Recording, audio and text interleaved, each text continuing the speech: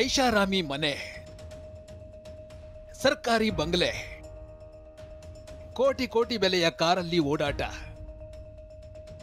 ಕಾಲಿಟ್ಟಲೆಲ್ಲ ಬೆಂಬಲಿಗರು, ಜೈಕಾರ, ಹೂವಿನ ಹಾರ. ಬೆಂಗಳೂರಿಂದ ದೆಹಲಿ ಸಂಸತ್ ಭವನದವರೆಗೆ ರಾಯಲ್ ಜೀವನ. ಇಂಥ ಜಗತ್ತಿನಲ್ಲಿದ್ದ ಜೆಡಿಎಸ್ ಮಾಜಿ ಸಂಸದ ಪ್ರಜ್ವಲ್ ರೇವಣ್ಣನ ಇಡೀ ಬದುಕೆ ಈಗ ಬುಡಮೇಲಾಗಿದೆ. ಮೈಸೂರು ಜಿಲ್ಲೆ ಕೆಆರ್ ನಗರ ಮಹಿಳೆಯ ಅತ್ಯಾಚಾರ ಪ್ರಕರಣದಲ್ಲಿ ಜೀವನ ಪರ್ಯಂತ ಜೈಲು ಶಿಕ್ಷೆಗೆ ಒಳಗಾಗಿರುವ ಪ್ರಜ್ವಲ್ ರೇವಣ್ಣ ಈಗ ಸಜಾಬಂದಿ ಕೈದಿಯಾಗಿದ್ದಾರೆ. ಬೆಂಗಳೂರಿನ ಪರಪ್ಪನ ಅಗ್ರಹಾರ ಜೈಲಿನಲ್ಲಿರುವ ಪ್ರಜ್ವಲ್ ರೇವಣ್ಣನಿಗೆ ಜೈಲಧಿಕಾರಿಗಳು ಕೈದಿ ನಂಬರ್ 15528 ಸಂಖ್ಯೆಯನ್ನು ನೀಡಿದ್ದಾರೆ. ಇಷ್ಟು ದಿನ ವಿಚಾರಣಾಧೀನ ಬಂಧಿಯಾಗಿದ್ದ ಪ್ರಜ್ವಲ್ ಈಗ ಸಜಾಬಂದಿಯಾಗಿದ್ದಾರೆ. ಅಪರಾಧಿ ಅಂತ ಕೋರ್ಟ್ ತೀರ್ಪಿನ ಬಳಿಕ ಅಸಲಿ ಸೆರೆವಾಸ ಶುರುವಾಗಿದೆ. ಸಜಾಬಂದಿಯಾದ ಪ್ರಜ್ವಲ್ ಮೊದಲ ದಿನ ಊಟ ನಿದ್ದೆ ಬಿಟ್ಟು ಮೌನಕ್ಕೆ ಶರಣಾಗಿದ್ದಾರೆ. ಇನ್ಮೇಲೆ ಪ್ರಜ್ವಲ್ ರೇವಣ್ಣ ಜೀವನ ಶೈಲಿ ಸಂಪೂರ್ಣವಾಗಿ ಬದಲಾಗಲಿದೆ. ಸಜಾಬಂದಿ ಕೈದಿಗಳ ನಿಯಮವನ್ನ ಪಾಲಿಸಲೇಬೇಕಿದೆ. ಜೈಲಿನೊಳಗಡೆ ನಿತ್ಯ 8 ಗಂಟೆ ಕೆಲಸ ಮಾಡಬೇಕು. ಬೇಕರಿ, ಗಾರ್ಡನ್, ಹೈನುಗಾರಿಕೆ, ತರಕಾರಿ ಬೆಳೆಯುವುದು, ಕರಕುಶಲ ವಸ್ತು, ಮರಗೆಲಸ ಸೇರಿದಂತೆ ಯಾವುದಾದ್ರೂ ಒಂದು ಕೆಲಸವನ್ನ ಆಯ್ಕೆ ಮಾಡಿಕೊಳ್ಬೇಕು. ಆಯ್ಕೆ ಮಾಡಿಕೊಂಡ ಕೆಲಸಕ್ಕೆ ತಕ್ಕಂತೆ ಪ್ರಜ್ವಲ್ಗೆ ಸಂಬಳ ಸಿಗಲಿದೆ. ಮನೆ ಕೆಲಸದ ಮಹಿಳೆಯನ್ನ ಅತ್ಯಾಚಾರ ಮಾಡಿ ಜೀವನ ಪರ್ಯಂತ ಶಿಕ್ಷೆಗೊಳಗಾದ ಪ್ರಜ್ವಲ್ ರೇವಣ್ಣ ವಿಚಾರ ಇಡೀ ಎಚ್.ಡಿ. ರೇವಣ್ಣ ಕುಟುಂಬಕ್ಕೆ ಆಘಾತ ನೀಡಿದೆ. ರಾಜಕೀಯವಾಗಿ ಬೆಳೆಯುತ್ತಾನೆ ಅಂತ ನಿರೀಕ್ಷೆ ಇಟ್ಟುಕೊಂಡಿದ್ದ ಕುಟುಂಬಕ್ಕೆ ಶಾಕ್ ಆಗಿದ್ದು, ಕೋರ್ಟ್ ಆದೇಶದಿಂದ ಆಘಾತಕ್ಕೊಳಗಾಗಿದ್ದಾರೆ. ರೇವಣ್ಣ ಕೋರ್ಟ್ ತೀರ್ಪನ್ನ ಪ್ರಶ್ನಿಸಿ ಹೈಕೋರ್ಟ್ ಮೊರೆ ಹೋಗೋದಕ್ಕೆ ಸಿದ್ಧತೆಯನ್ನ ನಡೆಸಿದ್ದಾರೆ. ಕಾನೂನು ಹೋರಾಟದಲ್ಲಿ ಈಗಾಗಲೇ ಸಾಕಷ್ಟು ಎಡವಟ್ಟುಗಳಿಂದ ಹಿನ್ನಡೆಯಾಗಿದೆ. ಈ ಬಗ್ಗೆ ಆಪ್ತರ ಬಳಿ ಮಾಜಿ ಸಚಿವ ಎಚ್.ಡಿ. ರೇವಣ್ಣ ಬೇಸರ ವ್ಯಕ್ತಪಡಿಸಿದ್ದಾರೆ ಎನ್ನಲಾಗಿದೆ. ಹೈಕೋರ್ಟ್ ಮೆಟ್ಟಿಲೇರುವ ಬಗ್ಗೆ ನುರಿತ ಕಾನೂನು ತಜ್ಞರ ಸಲಹೆ ಪಡೆಯಲು ಮುಂದಾದ ಎಚ್.ಡಿ. ರೇವಣ್ಣ ಮುಂದೆ ಸಮರ್ಪಕ ಕಾನೂನು ಹೋರಾಟ ಮಾಡೋದಕ್ಕೆ ಸಜ್ಜಾಗಿದ್ದಾರೆ. ಸದ್ಯ ಶಾಕ್ನಲ್ಲಿರುವ ರೇವಣ್ಣ ಶಿಕ್ಷೆ ಬಗ್ಗೆ ಯಾವುದೇ ಪ್ರತಿಕ್ರಿಯೆ ನೀಡಲು ನಿರಾಕರಿಸಿದ್ದಾರೆ. ಇನ್ನೊಂದೆಡೆ ಯಾರೇ ಆದ್ರೂ ಕೋರ್ಟ್ ತೀರ್ಪಿಗೆ ತಲೆಬಾಗಲೇಬೇಕಾಗುತ್ತೆ ಅಂತ ಜೆಡಿಎಸ್ ಯುವ ಘಟಕದ ಅಧ್ಯಕ್ಷ ನಿಖಿಲ್ ಕುಮಾರಸ್ವಾಮಿ ಹೇಳಿದ್ದಾರೆ.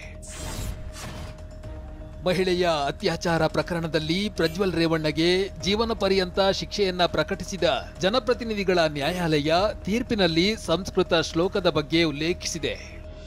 ಯತ್ರ ನಾರ್ಯಸ್ತು ಪೂಜ್ಯಂತೆ ರಮಂತೆ ತತ್ರ ದೇವತಃ, ಯತ್ರೈತಾಸ್ತುನ ಪೂಜ್ಯಂತೆ ಸರ್ವಾಸ್ತತ್ರ ಫಲಃ ಕ್ರಿಯಾ. ಕೋರ್ಟ್ ತೀರ್ಪಿನ ಪ್ರತಿಯ ಮೊದಲ ಸಾಲಿನಲ್ಲಿ ಶ್ಲೋಕ ಉಲ್ಲೇಖವಾಗಿದೆ. ಮಹಿಳೆಯರನ್ನ ಎಲ್ಲಿ ಪೂಜಿಸಲಾಗುತ್ತದೆಯೋ ಅಲ್ಲಿ ದೈವತ್ವ ನೆಲೆಸುತ್ತದೆ. ಇದು ಭಾರತೀಯ ಸಮಾಜದ ಸಾಮಾಜಿಕ ರಚನೆಯ ಮೂಲ. 2024ರಲ್ಲಿ ಮಹಿಳೆಯರ ಅಶ್ಲೀಲ ಫೋಟೋಗಳು ವೈರಲ್ ಆಗಿದ್ದವು. ಅಶ್ಲೀಲ ಫೋಟೋಗಳು ಸಾಮಾಜಿಕ ಜಾಲತಾಣದಲ್ಲಿ ವೈರಲ್ ಆದವು. ಪೆನ್ ಡ್ರೈವ್ ಮೂಲಕ ಅಶ್ಲೀಲ ವಿಡಿಯೋಗಳನ್ನ ಹಂಚುವ ಮೂಲಕ ಸಮಾಜದಲ್ಲಿ ಭಯ ಸೃಷ್ಟಿಸಿ ವಿನಾಶ ಉಂಟು ಮಾಡುವಂತಿತ್ತು. ಇದು ಸರ್ಕಾರ ವಿಶೇಷ ತನಿಖಾ ತಂಡ ರಚಿಸಲು ಕಾರಣವಾಯಿತು. ಎಸ್ಐಟಿ ರಚನೆಯ ನಂತರ ಹಲವಾರು ದೂರುಗಳು ದಾಖಲಾಗಿವೆ. ಅಂತಹ ಒಂದು ಸಂತ್ರಸ್ತೆ ದೂರು ಪ್ರಸ್ತುತ ವಿಚಾರಣೆಯಲ್ಲಿದೆ. ಹೀಗಂತ ಜನಪ್ರತಿನಿಧಿಗಳ ವಿಶೇಷ ನ್ಯಾಯಾಲಯದ ತೀರ್ಪಿನಲ್ಲಿ ಉಲ್ಲೇಖಿಸಲಾಗಿದೆ. ಇನ್ನು ಪ್ರಜ್ವಲ್ ರೇವಣ್ಣ ಪ್ರಕರಣದಲ್ಲಿ ಎಸ್ಐಟಿ ತನಿಖೆ ಬಗ್ಗೆ ಕೋರ್ಟ್ ಶ್ಲಾಘನೆಯನ್ನ ವ್ಯಕ್ತಪಡಿಸಿದೆ. ಆಧುನಿಕ ತಂತ್ರಜ್ಞಾನ ಮತ್ತು ವೈಜ್ಞಾನಿಕತೆಯನ್ನ ಬಳಸಿ ತನಿಖೆ ಮಾಡಿ ಸಾಕ್ಷ್ಯಗಳನ್ನ ಕಲೆ ಹಾಕಿದ್ದಾರೆ. ಎಸ್ಐಟಿ ತನಿಖೆಯ ರೀತಿಯನ್ನ ಸ್ವಾಗತಿಸುತ್ತೇನೆ ಅಂತ ಜಡ್ಜ್ ಸಂತೋಷ್ ಗಜಾನನ್ ಭಟ್ ಹೇಳಿದ್ದಾರೆ. ಅತ್ಯಾಚಾರ ಪ್ರಕರಣದಲ್ಲಿ ವೈರಲ್ ಆದ ವಿಡಿಯೋದಲ್ಲಿ ಇದು ಪ್ರಜ್ವಲ್ ರೇವಣ್ಣನದ್ದೇ ಅನ್ನೋದು ಗುರುತಿಸೋದಕ್ಕೆ ಪ್ರಜ್ವಲ್ ಮುಖವೇ ಕಾಣೋದಿಲ್ಲ. ಆದ್ರೂ ವಿಡಿಯೋದಲ್ಲಿರೋದು ಪ್ರಜ್ವಲ್ ರೇವಣ್ಣನೇ ಅನ್ನೋದು ಪತ್ತೆಯಾಗಿದ್ದು ಭಾರತದಲ್ಲಿ ಪ್ರಥಮ ಬಾರಿ ಬಳಸಲಾದ ಟರ್ಕಿ ತಂತ್ರಜ್ಞಾನದಿಂದ. ಅದೇಗೆ ಅಂದ್ರೆ ವ್ಯಕ್ತಿಯಿಂದ ವ್ಯಕ್ತಿಗೆ ಜನನೇಂದ್ರಿಯಗಳು ಬದಲಾವಣೆ ಇರುತ್ತೆ. ಟರ್ಕಿಯ ತಂತ್ರಜ್ಞಾನದಿಂದ ಪ್ರಜ್ವಲ್ನ ಕರ್ಮಕಾಂಡ ಬಯಲಾಗಿದೆ. ಖಾಸಗಿ ಅಂಗ ಪ್ರಜ್ವಲ್ನದ್ದೇ ಎಂಬುದು ಸಾಬೀತಾಗಿದೆ. ಅದೇಗೆ ಅಂದ್ರೆ ಭಾರತದಲ್ಲಿ ಮೊದಲ ಬಾರಿಗೆ ಟರ್ಕಿ ತಂತ್ರಜ್ಞಾನ ಅಂದ್ರೆ ಅನಾಟೋಮಿಕಲ್ ಕಾಂಪ್ಯಾರಿಸನ್ ತಂತ್ರಜ್ಞಾನ ಬಳಸಲಾಗಿದೆ. ಇದು ಹೇಗೆ ವರ್ಕ್ ಮಾಡುತ್ತೆ ಅಂದ್ರೆ ಅಶ್ಲೀಲ ವಿಡಿಯೋದ ಸ್ಕ್ರೀನ್ ಶಾಟ್ ತೆಗೆದು ಪರಿಶೀಲನೆ ಮಾಡಲಾಗುತ್ತೆ. ಫೋಟೋ ಹೈ ರೆಜುಲೇಷನ್ಗೆ ಪರಿವರ್ತಿಸಿ ಪರೀಕ್ಷೆ ನಡೆಸಲಾಗುತ್ತೆ. ವ್ಯಕ್ತಿಯ ಖಾಸಗಿ ಅಂಗ, ಸ್ವಂಟ, ಕೈ ಫೋಟೋ ಹೋಲಿಕೆ ಮಾಡಲಾಗುತ್ತೆ.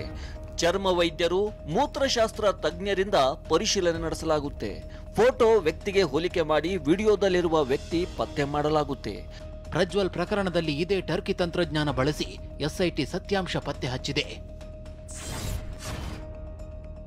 ಅತ್ಯಾಚಾರ ಕೇಸ್ನಲ್ಲಿ ಪ್ರಜ್ವಲ್ಗೆ ಜೀವನ ಪರ್ಯಂತ ಶಿಕ್ಷೆ ಆಗಿದ್ದು ಬಿಜೆಪಿ ಜೆಡಿಎಸ್ ಮೈತ್ರಿ ಮೇಲೆ ಯಾವುದೇ ಪರಿಣಾಮ ಬೀರಲ್ಲ ಅಂತ ಸಂಸದ ಬೊಮ್ಮಾಯಿ ಹೇಳಿದ್ದಾರೆ. ಇನ್ನು ಪ್ರಜ್ವಲ್ ಜೀವಿತಾವಧಿ ಶಿಕ್ಷೆಯಿಂದ ಬಿಜೆಪಿಗೆ ಮುಜುಗರವಾಗಿಲ್ಲ ಅಂತ ಕೇಂದ್ರ ಆಹಾರ ಸಚಿವ ಪ್ರಹ್ಲಾದ್ ಜೋಶಿ ಹೇಳಿದ್ದಾರೆ. ಈ ಪ್ರಕರಣ ಆಗುವಂಥ ಸಂದರ್ಭದಲ್ಲೇ ನಾವು ಮೈತ್ರಿಗಳನ್ನೆಲ್ಲ ಮಾಡ್ಕೊಂಡಿದ್ದೀವಿ. ಅದಕ್ಕೇನು ಸಂಬಂಧ? ದೇಶದ ನ್ಯಾಯಾಂಗ ವ್ಯವಸ್ಥೆ ಭಾಳ ಮಜಬೂತಾಗಿದೆ. ಯಾರು ತಪ್ಪು ಮಾಡಿದ್ದಾರೆ ಅವ್ರು ಶಿಕ್ಷೆ ಅನುಭವಿಸ್ತಾರೆ. ಪ್ರಜ್ವಲ್ ರೇವಣ್ಣ ಸಂಸದನಾಗಿದ್ದ ಅವಧಿಯಲ್ಲಿ ನೀಡಲಾಗಿದ್ದ ಸಂಸದರ ನಿವಾಸದ ಬಂಗಲೆ ಇದೀಗ ಪಾಳು ಬಿದ್ದ ಬಂಗಲೆಯಾಗಿದೆ. ಹಾಸನದ ಜಿಲ್ಲಾ ಆಸ್ಪತ್ರೆ ಎದುರು ಇರುವ ಸರ್ಕಾರದ ಕಟ್ಟಡ ಮಾಜಿ ಪ್ರಧಾನಿಗಳ ವಿಶ್ರಾಂತಿ ಗೃಹವಾಗಿತ್ತು. ಇದೇ ಕಟ್ಟಡವನ್ನ ಸಂಸದರ ನಿವಾಸವಾಗಿ ಪ್ರಜ್ವಲ್ ಬಳಸಿಕೊಂಡಿದ್ದ. ಇದೇ ಸಂಸದರ ನಿವಾಸದಲ್ಲೇ ಅಪರಾಧಿ ಪ್ರಜ್ವಲ್ ಹಲವು ಮಹಿಳೆಯರ ಮೇಲೆ ಅತ್ಯಾಚಾರ ನಡೆಸಿರುವ ಆರೋಪ ಇದೆ. ಈ ಅತ್ಯಾಚಾರ ಆರೋಪ ಪ್ರಕರಣದಲ್ಲಿ ತನಿಖೆ ಆರಂಭವಾಗ್ತಾ ಇದ್ದಂತೆ ಕಟ್ಟಡವನ್ನ ಸೀಸ್ ಮಾಡಲಾಗಿದೆ. ಹೀಗಾಗಿ ವಸತಿ ಗೃಹ ಸಂಪೂರ್ಣ ಪಾಳು ಬಿದ್ದಿದೆ. ಪ್ರಜ್ವಲ್ಗೆ ಜೀವನ ಪರ್ಯಂತ ಜೈಲು ಶಿಕ್ಷೆಯಾಗಿದೆ. ಆದರೆ ಇದು ಒಂದು ಅತ್ಯಾಚಾರ ಪ್ರಕರಣದಲ್ಲಿ ಆಗಿರುವ ಶಿಕ್ಷೆ ಮಾತ್ರ. ಪ್ರಜ್ವಲ್ ರೇವಣ್ಣ ಹಾಗೂ ಅಶ್ಲೀಲ ವಿಡಿಯೋ ಪೆನ್ಡ್ರೈವ್ ಹಂಚಿಕೆ ವಿಚಾರದಲ್ಲಿ ಇನ್ನೂ ಹಲವು ಪ್ರಕರಣಗಳು ದಾಖಲಾಗಿವೆ. ಕೇಸ್ ನಂಬರ್ 1 ಅತ್ಯಾಚಾರ. ಬೆಂಗಳೂರಿನ ಸಿಐಡಿ ಸೈಬರ್ ಕ್ರೈಮ್ ಠಾಣೆಯಲ್ಲಿ 5/5/2024 ಅತ್ಯಾಚಾರ ಕೇಸ್ ದಾಖಲಾಗಿತ್ತು. ಪ್ರಜ್ವಲ್ ರೇವಣ್ಣ ಈ ಪ್ರಕರಣದ ಆರೋಪಿಯಾಗಿದ್ದು 9/9/2024 121 ಸಾಕ್ಷ್ಯಗಳನ್ನು ಒಳಗೊಂಡ 1810 ಪುಟಗಳ ಚಾರ್ಜ್ ಶೀಟ್ ಸಲ್ಲಿಕೆಯಾಗಿತ್ತು. ಇದೇ ಪ್ರಕರಣದ ತೀರ್ಪು ಪ್ರಕಟವಾಗಿದ್ದು ಜೀವನ ಪರ್ಯಂತ ಜೈಲು ಶಿಕ್ಷೆಯಾಗಿದೆ. ಇನ್ನು ಕೇಸ್ ನಂಬರ್ 2 ಅತ್ಯಾಚಾರ. ಬೆಂಗಳೂರಿನ ಸಿಐಡಿ ಪೊಲೀಸ್ ಠಾಣೆಯಲ್ಲಿ 1/5/2024 ಈ ಅತ್ಯಾಚಾರ ಕೇಸ್ ದಾಖಲಾಗಿದ್ದು ಪ್ರಜ್ವಲ್ ರೇವಣ್ಣ ಆರೋಪಿಯಾಗಿದ್ದಾನೆ. ಈ ಪ್ರಕರಣದಲ್ಲಿ 13/9/2024 126 ಸಾಕ್ಷಿಗಳೊಂದಿಗೆ 1690 ಪುಟಗಳ ಚಾರ್ಜ್ ಶೀಟ್ ಸಲ್ಲಿಕೆಯಾಗಿದ್ದು ನ್ಯಾಯಾಲಯದಲ್ಲಿ ವಿಚಾರಣೆ ನಡೀತಾ ಇದೆ. ಕೇಸ್ ನಂಬರ್ 3 ಲೈಂಗಿಕ ದೌರ್ಜನ್ಯ. ಹೊಳೆನರಸೀಪುರ ಪಟ್ಟಣ ಪೊಲೀಸ್ ಠಾಣೆಯಲ್ಲಿ 28/8/2024 ಲೈಂಗಿಕ ದೌರ್ಜನ್ಯ ಪ್ರಕರಣ ದಾಖಲಾಗಿದ್ದು ಪ್ರಜ್ವಲ್ ರೇವಣ್ಣ ಮತ್ತು ಎಚ್.ಡಿ. ರೇವಣ್ಣ ಆರೋಪಿಗಳಾಗಿದ್ದಾರೆ. 22/8/2024 ಈ ಪ್ರಕರಣದ 153 ಸಾಕ್ಷಿಗಳೊಂದಿಗೆ 2360 ಪುಟಗಳ ಚಾರ್ಜ್ ಶೀಟ್ ಸಲ್ಲಿಕೆಯಾಗಿದೆ. ಇನ್ನು ಕೇಸ್ ನಂಬರ್ 4 ಲೈಂಗಿಕ ದೌರ್ಜನ್ಯ ಪ್ರಕರಣ. ಬೆಂಗಳೂರಿನ ಸಿಐಡಿ ಸೈಬರ್ ಕ್ರೈಮ್ ಠಾಣೆಯಲ್ಲಿ 10/6/2024 ದಾಖಲಾಗಿದ್ದು ಪ್ರಜ್ವಲ್ ಆರೋಪಿಯಾಗಿದ್ದಾನೆ. 1/3/2024 74 ಸಾಕ್ಷಿಗಳ ಜೊತೆ 681 ಪುಟಗಳ ಚಾರ್ಜ್ ಶೀಟ್ ಸಲ್ಲಿಕೆಯಾಗಿದೆ. ಜೊತೆಗೆ ಕೇಸ್ ನಂಬರ್ 5 ಕಿಡ್ನಾಪ್ ಪ್ರಕರಣ. ಮೈಸೂರು ಕೆಆರ್ ನಗರ ಪೊಲೀಸ್ ಠಾಣೆಯಲ್ಲಿ 2/5/2024 ದಾಖಲಾಗಿತ್ತು. ಎಚ್.ಡಿ. ರೇವಣ್ಣ, ಭವಾನಿ ರೇವಣ್ಣ ಸೇರಿ 9 ಮಂದಿ ಆರೋಪಿಗಳಾಗಿದ್ದು 18/7/2024 133 ಸಾಕ್ಷಿಗಳೊಂದಿಗೆ 2339 ಪುಟಗಳ ಚಾರ್ಜ್ ಶೀಟ್ ಸಲ್ಲಿಕೆಯಾಗಿದೆ.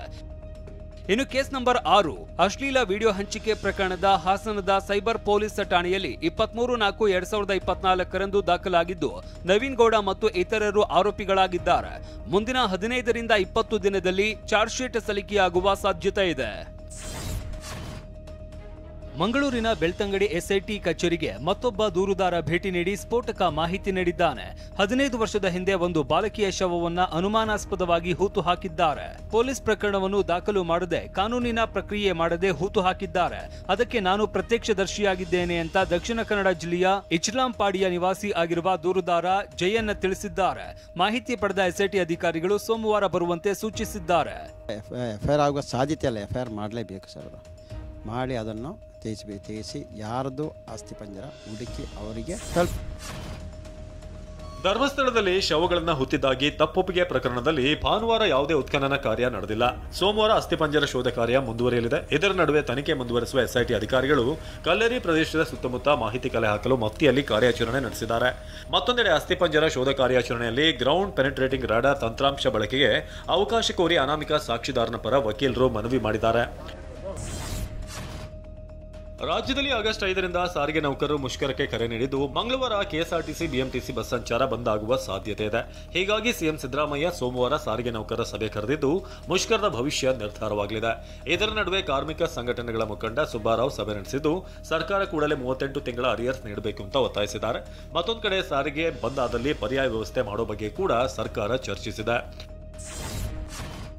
ಪ್ರಧಾನಿ ಮೋದಿ ಆಗಸ್ಟ್ 10ರಂದು ಬೆಂಗಳೂರಿಗೆ ಆಗಮಿಸಲಿದ್ದು ಮೆಟ್ರೋ ಹಳದಿ ಮಾರ್ಗಕ್ಕೆ ಚಾಲನೆ ನೀಡಲಿದ್ದಾರೆ. ಆರ್ಮಿ ರೋಡ್ನಿಂದ ಬೊಮ್ಮಸಂದ್ರವರೆಗಿನ ಮೆಟ್ರೋ ಪ್ರಯಾಣಕ್ಕೆ ಮುಕ್ತವಾಗಲಿದೆ. ಇದೇ ವೇಳೆ 3ನೇ ಹಂತದ ಮೆಟ್ರೋ ಕಾಮಗಾರಿಗೂ ಶಂಕುಸ್ಥಾಪನೆ ನೆರವೇರಿಸಲಿದ್ದಾರೆ. ಆಪರೇಷನ್ ಮಹದೇವ್ನಲ್ಲಿ ಹತನಾದ ಉಗ್ರ ತಾಹಿರ್ ಅಂತ್ಯಕ್ರಿಯೆ ಪಾಕ್ ಆಕ್ರಮಿತ ಕಾಶ್ಮೀರದಲ್ಲಿ ನಡೆದಿದೆ. ಪಹಲ್ಗಾಮ್ ದಾಳಿ ಸೇರಿ ಭಯೋತ್ಪಾದಕ ದಾಳಿಯಲ್ಲಿ ಪಾಕಿಸ್ತಾನ ಭಾಗಿಯಾಗಿದೆ ಎನ್ನುವುದಕ್ಕೆ ಇದು ಮತ್ತೊಂದು ಸಾಕ್ಷ್ಯವಾಗಿದೆ. ತಾಹಿರ್ಗೆ ಪಾಕಿಸ್ತಾನದ ಎಲಿಟಿ ಸಂಘಟನೆ ತರಬೇತಿ ನೀಡಿತ್ತು ಎನ್ನಲಾಗಿದೆ. ಭಾರತ ಮೂಲದ 4 ಅಮೆರಿಕದಲ್ಲಿ ನಿಗೂಢವಾಗಿ ನಾಪತ್ತೆಯಾಗಿದ್ದಾರೆ. ದಂಪತಿಗಳು ನ್ಯೂಯಾರ್ಕ್ನಿಂದ ಪಶ್ಚಿಮ ವರ್ಜೀನಿಯಾಕ್ಕೆ ಹೋಗ್ತಿದ್ದ ಮಾರ್ಗ ಮಧ್ಯೆ ಬರ್ಗರ್ ಶಾಪ್ಗೆ ಭೇಟಿ ನೀಡಿದ್ದು ಸಿಸಿ ಕ್ಯಾಮೆರಾದಲ್ಲಿ ಸೆರೆಯಾಗಿದೆ. ಬಳಿಕ ಕಣ್ಮರೆಯಾಗಿದ್ದಾರೆ ಅಂತ ಪೊಲೀಸರು ಮಾಹಿತಿ ನೀಡಿದ್ದಾರೆ.